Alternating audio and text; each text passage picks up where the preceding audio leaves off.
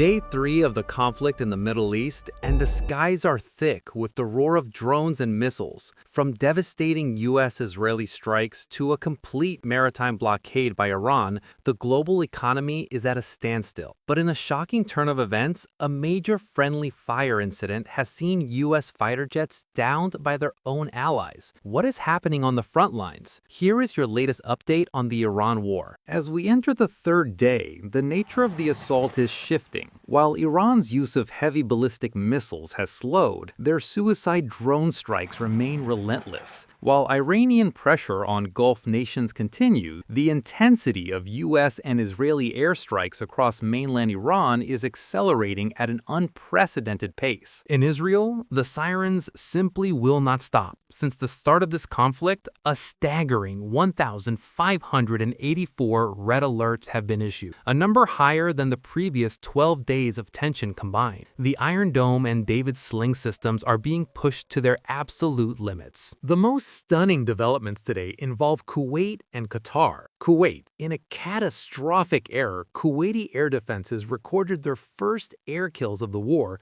by accidentally shooting down 3 U.S. F-15E Strike Eagle. Fortunately, all pilots have been reported alive. Qatar, breaking away from neutrality, Qatar has officially announced the downing of 2 Iranian Su-24 tactical bombers. This marks the first offensive action against Iran by a nation other than the U.S. or Israel. The Strait of Hormuz is now a graveyard for maritime trade. Iran's blockade remains in effect after successful strikes on 6 vessels, effectively paralyzing regional shipping. The energy sector is feeling the heat. Saudi Arabia's Tanura refinery has suspended all operations following a series of Iranian drone strikes. While U.S. Central Command, which is CENTCOM, claims that the Iranian Navy has been completely neutralized, the human cost for the U.S. is rising. The death toll for American service members in the region has climbed to 6, with over 20 wounded. President Trump has vowed swift and total retribution for these deaths. Defense Secretary Pete Hegseth added fuel to the fire, stating that the U.S. is not ruling out a ground invasion of Iran if the situation escalates further.